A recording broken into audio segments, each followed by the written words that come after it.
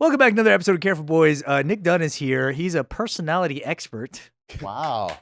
That's a new one. I didn't know that about you. I knew about the sexual healer and all the other ones. We were just talking about how Bart went from being the kind of guy that was like craved to be around trouble, and then now he's so much more the opposite of like if he senses something doesn't look right, he's not going in there. What other personality traits or just anything about you were completely opposite in the past? The same way that that's now opposite. Like, did you have anything like I guess any features about how you are that were completely 180? Like he jacked off all the time, but now he doesn't. Yeah, now I don't do it. So what do you do? What were you doing a lot?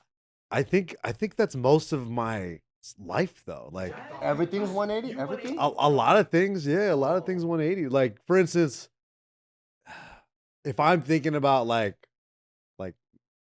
the way I look at myself when I was like fighting or trying to fight, my mindset was so different back then. Like I can't even imagine putting myself in that same mindset now. So you were a killer back then. As far as like wanting but I think it's for me, I think for my own journey was just like something that was like kind of itching at you, and then you find your peace with it, and then it kind of you just relax and you go, oh, that's not what life is about, I guess, or whatever. You're a warrior. You jacked off all day and fought all day. At the time, You see those pictures of you as a fighter. I guess like the only thing I can go off of is the way you talk about yourself now. And you sound so self-aware and you make fun of yourself. When you were a fighter trying to compete, were you taking yourself very seriously? Yeah, for sure. So you weren't even making jokes about... I was making jokes, but I thought like you couldn't do that as much, like, or you shouldn't. Oh, because it's not a champion mentality? Not even that it was a championship mentality. Is like you just... It was actually, the answer is worse. Like you thought you were fucking way sicker than you actually are, you know? But you almost have to be the survivor. Yeah, you kind of, and then you have to look be- back, and me looking back is like, oh damn, ignorance was bliss a little bit. You thought you were pretty tight. Yeah, and I wasn't that good at all. But in my head, I'm like, bro, I'm fucking the man. Like, I'll beat this guy up. Woo, woo, woo, woo, woo. It's just funny to imagine you having that thought now. Yeah, that's a good 180. Crazy to think about myself that way too. But That's more in line with being a prom queen. Prom king. Queen. Thank you. No, prom Yes, king. queen. That's true. But like, yeah, it just you think you want like when I was listening to you guys talk about when you guys were like gangbanging and stuff. There was a time when I was in high school too, where I thought I was a fucking gangbanger too, because I hung out with some dudes that were blood affiliated, and I thought I was like, yeah, man, I'm fucking one of the cool guys and shit, But then you look back at it, I'm like, dude, if I was like looking back, like the way I am now, looking at myself in high school, I'll be like, you're a fucking retard, dude. But everyone feels that way, right? Yeah. But just the way I thought about things, the way I like thought I had everything figured out is, I think, 180 now, because I definitely feel like a total dumbass. And I feel like I have so much more. I'm not even scratching the surface, but back then I thought I was so smart. I thought I had everything figured out, and it is not the case at all. It is really not. So I think in that way, I think it has to relate with the fighting, just being like wanting to, Want all the smoke all the time. yeah. How much of that personality was there when you had Tiff? I think it was there. So she would be able to also describe how you were back then? But then again, I think in her mind, it wasn't as bad as what I'm saying, because like I'm internalizing it all. I'm the one like kind of feeling it. And Tiff never really kind of saw that side of me, I guess. Oh, She okay. would never come to the gym and like watch me train or nothing like that. So she didn't see like, She got soft Nick. yeah, I think so. Got a little bitch ass Nick. But I think she could agree with that sentiment of like me thinking I fucking knew everything.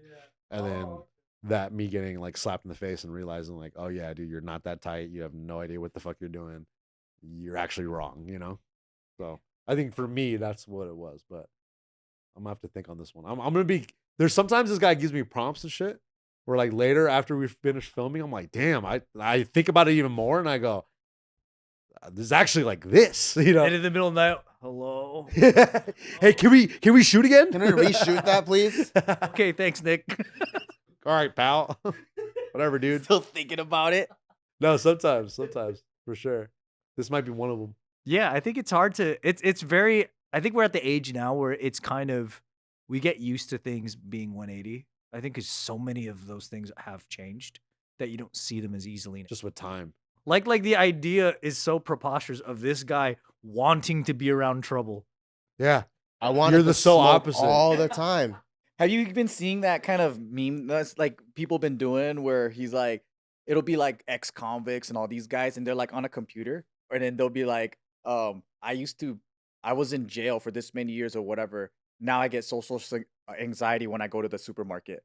Or like they'll be like, I used to go out to parties late at night, break into homes and whatever, but I get anxiety when I have to respond to an email. Soft. It's so funny because I'm like, that is a funny trend where it's like there are so many millennial guys and gals that did some crazy shit, and now they're like such different people. They doing normie stuff. It's like, I'm getting anxiety. Why? Oh, I have to do a job interview today. And it's like, shut the fuck up, dude. Even the idea of like having anxiety. Yeah. Fake, dude. But also, I think knowing why and then kind of almost like looking back and kind of Mother Teresa-ing yourself. Like I remember a point in time where I wanted all the smoke, and then when I got to ANA, like I was like, oh, this is perfect. This is like no adults.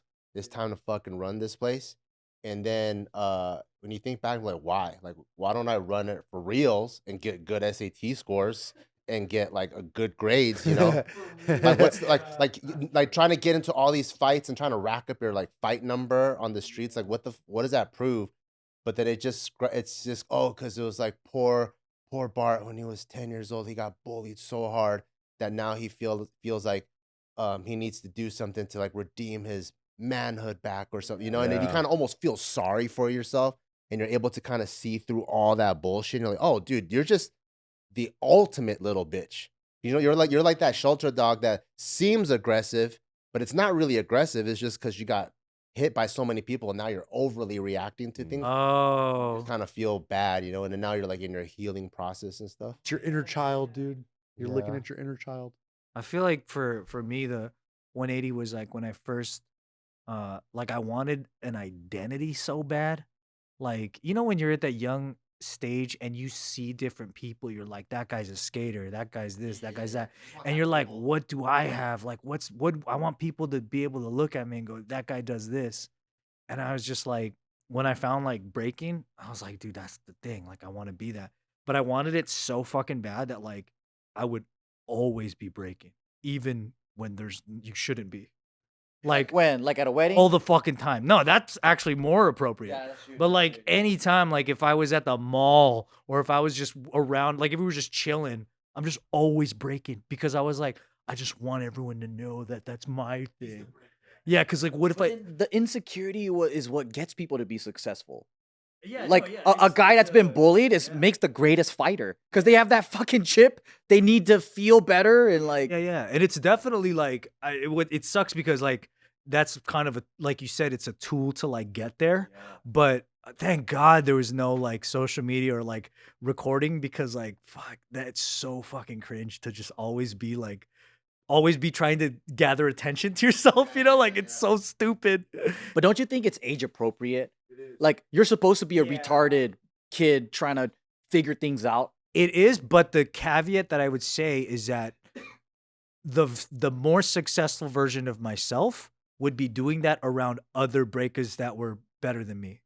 But instead, I'm just doing it around normies because I want normies to recognize me. I don't want to do it around everybody because I might get smoked. I'd rather just do it around people that can't do it so they look at me like I'm something great. That's like, me getting into a bunch of street fights versus just joining a boxing gym and actually trying to make it to the Olympics or something. Yeah, channeling it. Yeah, I think that's the part. cringe. Yeah, That's it's like wanting to be a skater, but you want all your friends to be worse than you. But you know, that's one of the things that's plaguing the generation now is that they're so afraid of being cringe like that they don't even try because they don't want to. Because now, especially with these phones and everything, like they don't be caught doing that. They'd rather just make fun of everyone else doing it. Yeah, and never do it. Yeah. I'm like, you gotta be like at some point. I think kids they gotta be motivated by a superficial thing and be a little cringe Yeah. to get past a certain point, and then you start learning the real shit. I think the difference though is that you know, like if you're in your early stages, don't make a channel all about it yet. Like, don't upload everything you do at the lowest level, because people will make fun of you, and you can't be like bullying. It's like, nah, dude, you suck still. Like, just be in the lab. Let that be for yourself. You Some know? people just suck forever though. Yeah. Or they think it's your job to see why it's good. They're like, you just don't see mastery yet. Yeah. You don't recognize genius yet. That's the issue. Yeah, for real. But yeah, that's the 180 for me, is that I was obsessed with that shit though. Like, I couldn't think of nothing else. I was like, dude, I just want everyone to know what I do. I'm the breaker. That's who I am. Yeah, well, you know, when you just want an identity so bad, you just want to like feel like you belong somewhere amongst like, you know, a bunch of hundreds of kids trying to find themselves. It's tough. That feeling is so important, though. Yeah. Because you're kind of finding out who you are, and until you do cringe shit, you don't know what you're made of. Isn't that like it's kind of like the necessary evil. It's like people that never do cringe shit and then they don't try anything. They just go throughout life and then they'll probably regret it at the end. Versus someone who's been through the cringe shit and then they're like, yeah, I fucking feel so embarrassed of my past self, but I'm glad I did it because now I'm here. Yeah.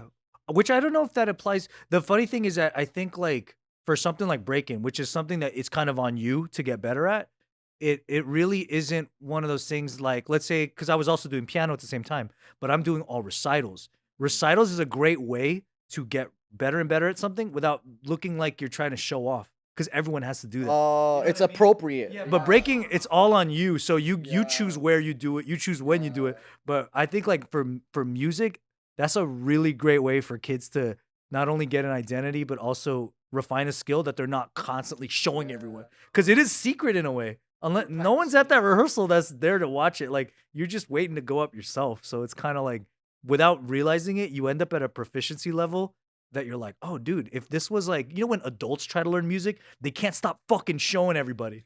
You know what I mean? It's like, Cut it out. but like when you're a kid, you go 8 years, no one even knows until they go to your house. There's something different about that. Be cringy.